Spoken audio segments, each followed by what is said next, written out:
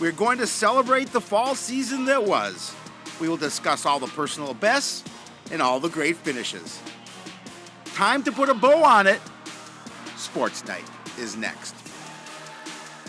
Hello, everyone, and welcome to Sports Night. I'm Joe Young. And I'm Howie Shapiro. Joe, we're wrapping up the fall season. Yeah, as quickly as they come, they always do end. However, one Cardinal athlete still with a big event coming up. And we'll get to that in just a moment because there's a little bit of fall activities to talk about. A couple of state tournaments, as a matter of fact. First, Ruby Demmer, cross-country runner, qualified for her second straight state championship. And this young lady just keeps getting faster and faster. I talked about her and we promoted her all season long. Even talked about, maybe we were going overboard, but she continues to live up to the hype. A fantastic run, finishes with an all-state finish, 17th place in 18:29.0. And we'll let you know just how impressive that is in a couple of minutes when we get to it, but I want to keep you on the edge of your seats. On the flip side, the section swimming and diving section tournament was held last weekend, and the Cardinals also qualify diver Delilah Smith-Jeanette, also a junior, so both will be back again next season. But really a nice finish for the swimming and diving team. 200 medley relay team's finish in 6th place was their best time of the season. Same can be said for the 200 freestyle relay, which finished 8th, but a sub 2-minute time. Freshman Lily Moulton finished in 2 championship races in the 200 IM and the 100 backstroke. Avery Rath, their sophomore diver, also finished top 8, so congrats to her as well. And also the 8th grader Myra Hill finishing 14th place in the 50 free, and Evelyn Altapeter, one of their few seniors, finishing her season in the consolation of the 100 breaststroke, where she finished 15th in the section. So the season's still alive for Delilah Smith-Jeanette.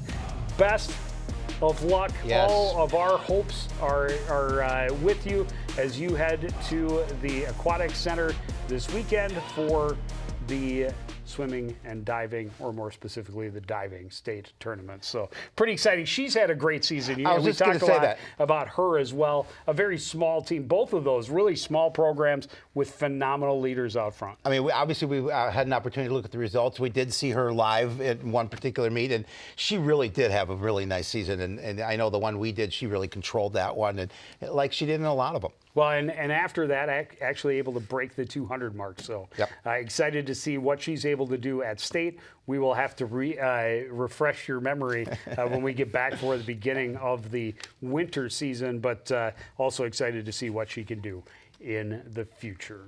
But as for that, we'll wrap up the fall season. We'll start with the football team. Their squad didn't have as much success as they would have liked this season, but they established a good starting point for the Chase Vasquez era. The Cardinals' new coach came in excited to help get this program turned around. It starts with culture, hard work, and execution. And after a slow start, they showed some real promise for the future. The Cardinals knew going in that they would take their lumps, especially early on. They were integrating a lot of new pieces and implementing a brand new playbook. Plus, with the way their schedule was built, they would face some huge tests early on before getting into their new conference schedule. Early season matchups against typical rivals were rough. They lost in running time to Osseo, Andover, and Blaine. While they were winless through the first half of their schedule, they showed glimpses every week of things that were going right. Both offensively and defensively, they were strong performances. Unfortunately, they weren't able to get everything right on the same night. The second half of their schedule was against the other teams in the Metro Maroon. 4 much more evenly matched contests, and the Cardinals started to find some rhythm. They split those 4 games. 1-score losses to Eastview and Hopkins, a 9-7 win over Park and Cottage Grove on the road, and a dramatic win over Roseville in the season finale. Junior quarterback Hayden Snow's 20-yard touchdown run with just 10 seconds left allowed the Cardinals faithful to celebrate on their home turf for the first time in more than 2 years. Unfortunately, Snow was injured on the play and wouldn't play in the playoffs. But he showed a lot of promise throughout the season in all aspects of the position. The season ended with a 57-7 loss to top-seeded Forest Lake in the first round of the playoffs. It ended the careers of 27 seniors, including a lot of notable names that have played key roles for the team over the past few years. However, they also return a lot of pieces that will help them move forward in the future. The Cardinals' road is never going to be easy, but they took a solid first step under Coach Vasquez this season. It'll be interesting to see, with the foundation pieces they have coming back, if they're able to take another step forward in 2026. Cyril LaFlaca celebrating there. He's one of the pieces they have coming back, but a lot of names that will be desperately missed on the seniors list. Nabil Al-Kadimi, Parker Nick, Luik Joitza, Cody DeGogo, Aiden Decker, Sean Washington III, Demillion Jones, Evan Hatapna, Deion Jones also had a great season defensively. Camden Miller, Aiden Miley, Cameron Cummings-Coleman, a huge piece for their defense. Peter Augustin, Shemaiah Kelton, Jaron Dworshak, Jake Lewandowski, Hussein Al-Hussein, Xavier Johnson, Mason McCutcheon, Alex Rittenhouse, Ryder Shalito, Brooks Miller, Cole Carlson, Jamel Brewer, Kingston Akinola, Lonnie Desjarlet, and Chris Benemi. I got a lot of those wrong. Wow. But there wasn't one of those 27 that was Chris Smith. Yeah, well, they had some tough ones for you, but you take a break on that one. Yeah, a lot of losses for this year, but I think Coach is developing a really nice system. I think that he knew coming in it was going to take a few years to kind of get things going. And you talked about those pieces that they have coming back, led by Aiden Snow, and it's unfortunate he couldn't get that last game of the year in. But however, they're going to put some pieces together. Hopefully, get some new blood in the program as well, and hope for even a better year. I mean, they could have had 4 wins on the season very easily. They could have, and I would like to see them get to the point where they are more competitive against the Blaines, and the Andovers. Yep. But they I think realized at the end how close they had been in the Eastview and Hopkins games, and know if they're back with that same group in the Metro Maroon, I think they're going to be hungry to try and topple everyone and take the title. No question. Well, the volleyball team continues to grow and success is following, although they'll be hit hard by graduation this year.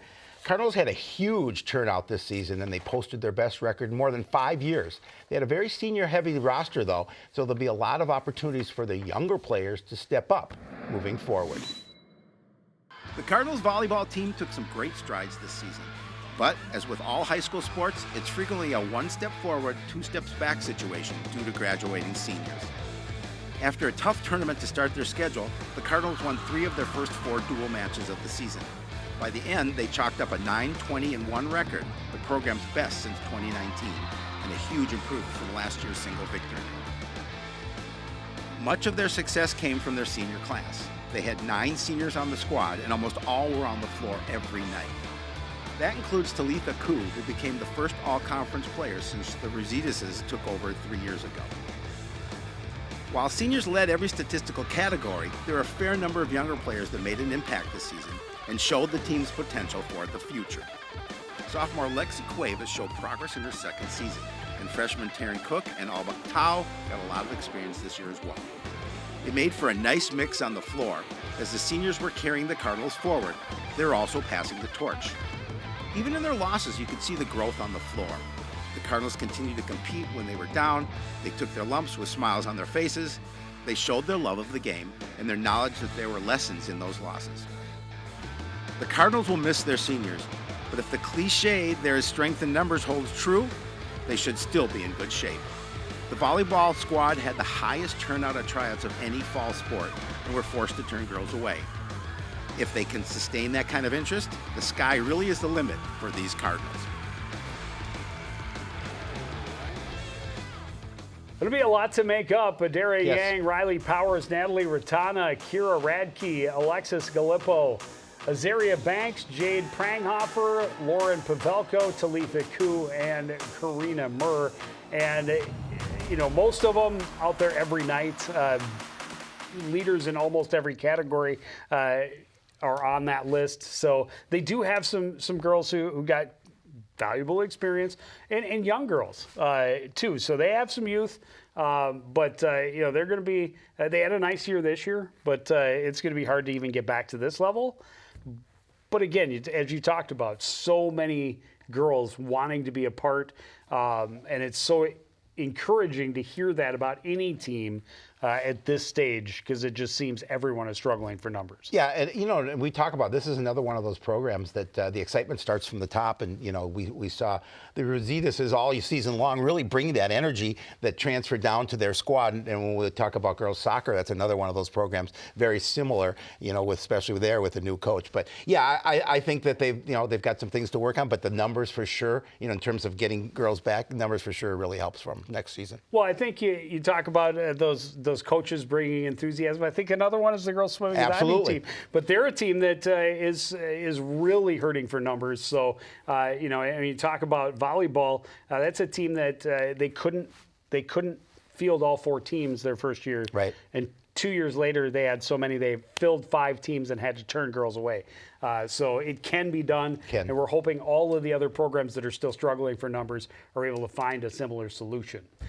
So speaking of the girls swimming and diving teams, we talked about it at the top, not quite over for Delilah Smith-Jeanette. But they started this season with a new coach for the second time in 3 seasons.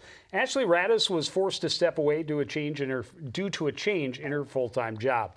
Fortunately for the Cardinals, they were able to find a first-time coach fresh off finishing her own collegiate career. And they hope Rachel Schlueter will help lead them for the foreseeable future. When we first met Coach Schlueter in the offseason, she didn't know really what to expect, but she was excited about the opportunity. When we saw her again in week 2, she was even more fired up about the group of kids she was getting to work with. The Cardinals continue to struggle with overall numbers, but the quality of the athletes helps make up for the lack of quantity. Most of the Cardinals' top performers this season will be back, and some still have 3, 4, or even 5 years ahead of them. Their lack of depth kept them from really competing against most of the teams in their section, but individually they continually made strong strides forward. That had to be the focus from very early on, to help the girls they have develop as much as possible and be their best at the end of the season. In that respect, these Cardinals were very successful. They saw girls shedding tremendous amount of times, especially at the end of the season.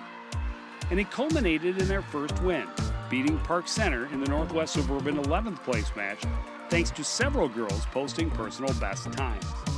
The Cardinals will lose 4 seniors, all of whom played important roles on this year's squad.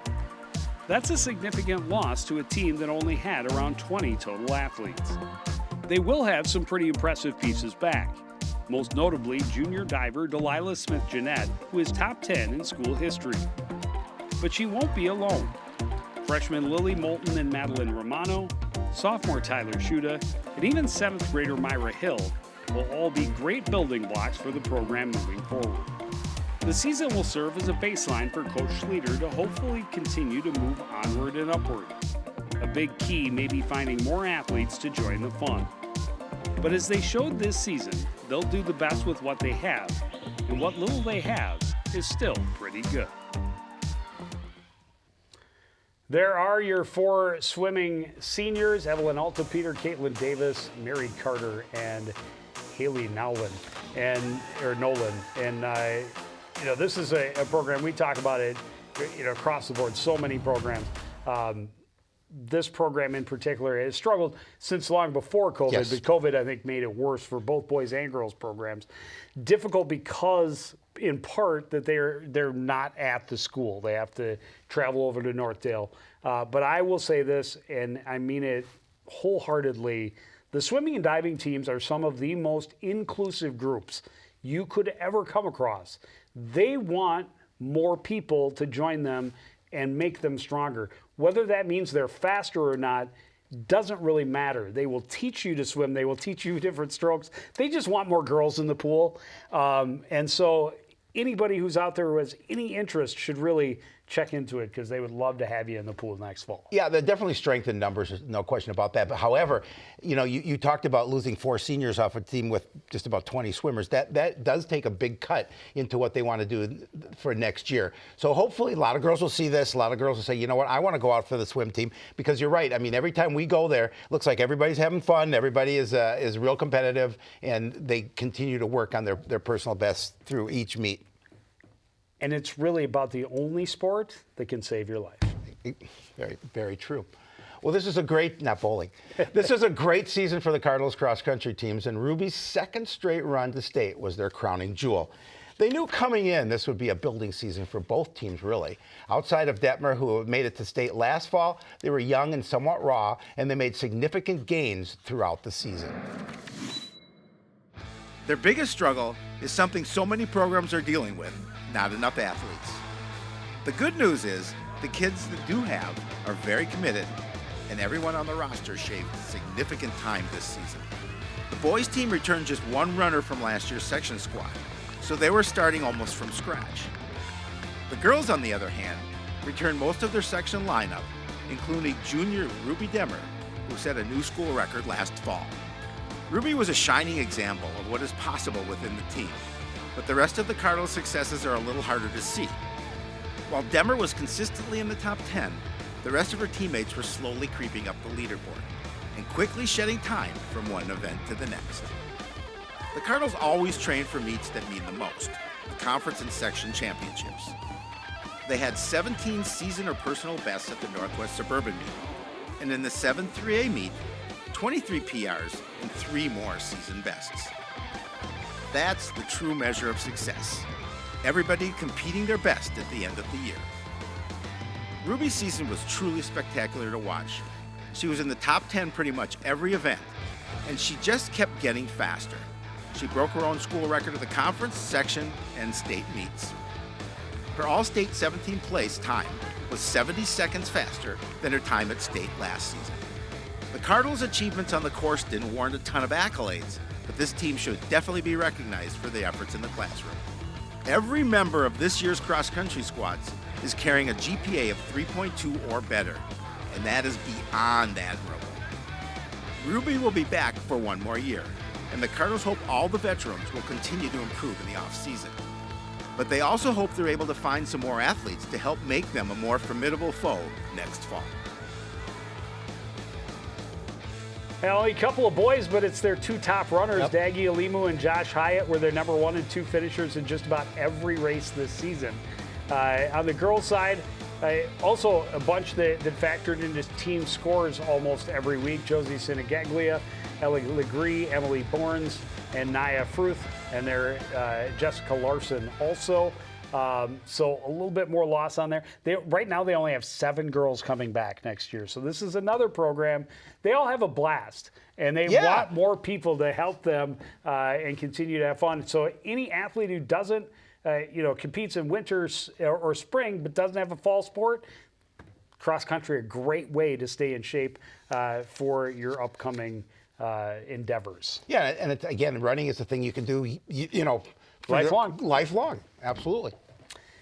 Well, some of the most exciting storylines of the fall season came from the soccer pitch, with both Cardinals teams having great years. The boys team really took its game to the next level, building on the foundation they set in year 1 under coach Matt Batberg. If they can continue to improve at this rate, they'll be serious contenders in the very near future. The boys soccer team took great strides last fall, but Coach Batberg knew they could be better. Their ball control style helped them post 25 goals, far more than their previous 2 seasons combined. But they needed to be better when they didn't have possession.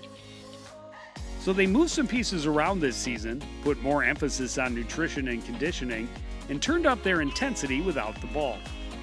Coach Batberg let his guys know they needed to be more tenacious and aggressive. As soon as they lost the ball this season, their mindset was to win it back, and to win it back now. Their commitment paid off almost instantly. They opened the season with a 4-0 win over Iredale, one of 4 shutout wins this season, their most since 2021. Their offense, meanwhile, continued to improve. They scored 33 goals this season, and they weren't shut out a single time, something that hasn't happened in at least 15 years. And those are just a couple of the milestones for the program this season. Their 9-6-1 record is their best since 2012, which is also the last time they posted a winning record. They finished the season with a 6-game win streak, which is something that hasn't happened, possibly going back more than 25 seasons. Their strong finish helped them secure a 4th seed in the section in their first home playoff game since 2021. And they were able to celebrate a tournament win for the first time since that year as well, when they beat Anoka 2-1. Unfortunately, their season ended in the semifinals against Blaine. The Cardinals relied on their seniors to lead the way this season, but they have a number of underclassmen who were huge contributors. There will always be holes to fill in high school sports, but from what we can see, it looks like this Cardinals program is in pretty good hands moving forward.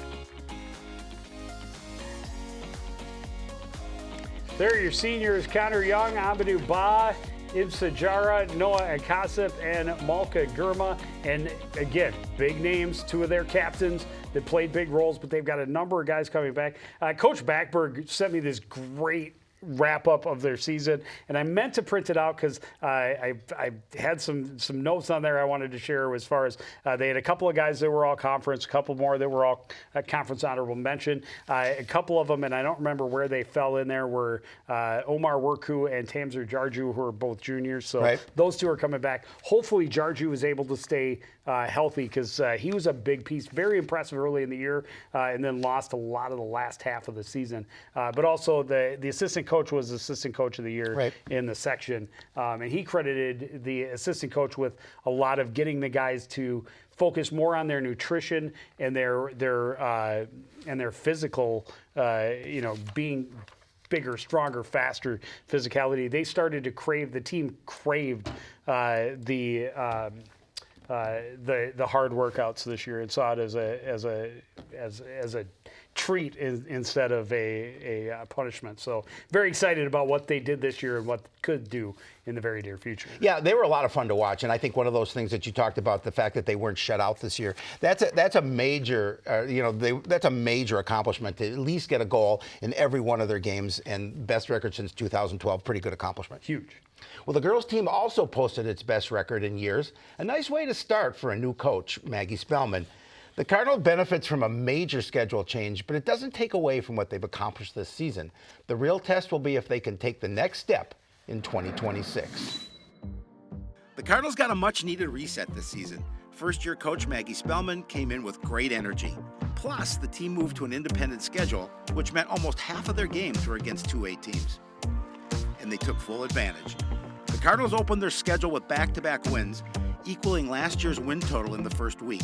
They went on to finish the season 6-7-2, their best mark since 2019, with 4 of their 7 losses being by a single goal. The Cardinals' offense was the big difference maker. They were a freewheeling squad that was more likely to shoot first and talk about it later. And it paid off, as they were right in pretty much every game all year long. The Cardinals weren't shut out until the final game of the regular season this year. They were shut out 6 times last year, 4 the year before that, and in 2022, they were shut out 11 times. The Cardinals played tighter in their own end this season as well. They had 3 shutout victories for the first time since 2021, and they held their opponents to a single goal in 4 more games. They finished the season with 29 goals scored and 32 against, but they lost their last 2 games 9-0, so the Cardinals outscored their opponents 29-23 through their first 13 games. The Cardinals will lose 4 seniors, including 2 of their captains. One is their starting keeper, the other is one of their top defenders. But they return a lot of others who were critical to this year's success and will be counted on to lead them into the future. They had meaningful contributions from all grade levels, including a couple of freshmen playing in key roles. This year's squad really has a lot to be proud of, and it sets a pretty solid bar for Coach Spellman's program moving forward. It will be fun to see how the veterans use this year's experience to push them even further next fall.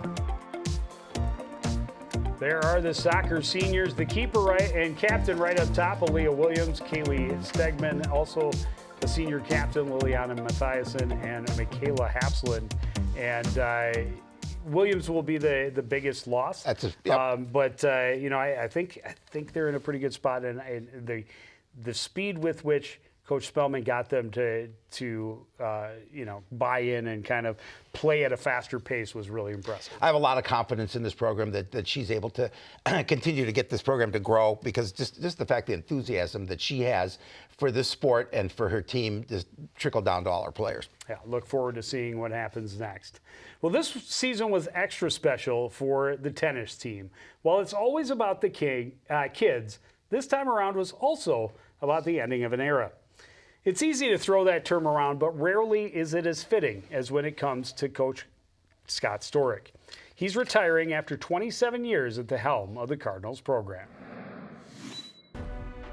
While some teams have shuffled through a half dozen or more head coaches, there's been a steady hand at the wheel of the tennis teams. Coach Storick has touched the lives of thousands of young people during his tenure at Coon Rapids High School, and the impact he's had on the community is truly beyond measure. And that impact goes well beyond the varsity teams.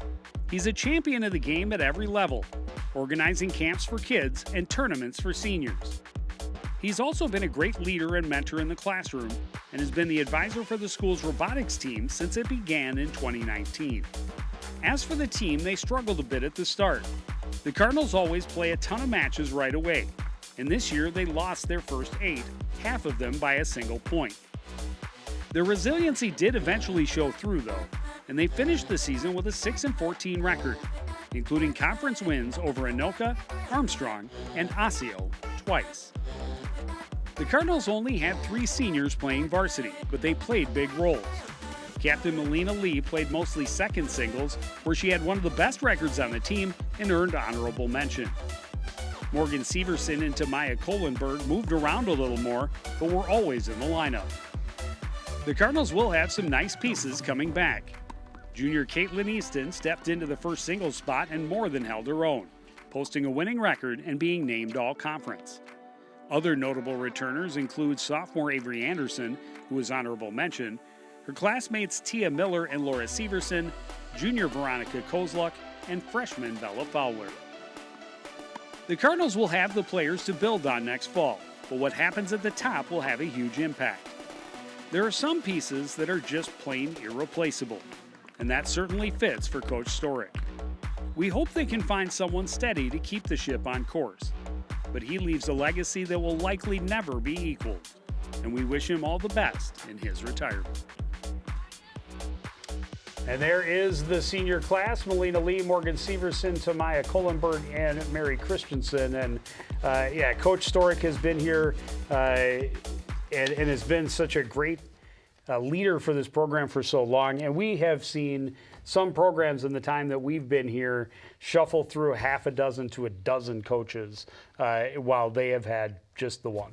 Yeah, it's going to be tough for not to have him on the tennis courts next year. And, he's brought so much to this program, but he also brings so much to the classroom as well. And they're going to miss that, too. But, it's on to a new chapter for Coach Storick. We wish him the best, obviously. And we certainly, one of the coaches we love dearly and we will for sure miss. Absolutely. But we still get to see him again in the spring. Yes. Because he'll be back with the boys team one last time as well.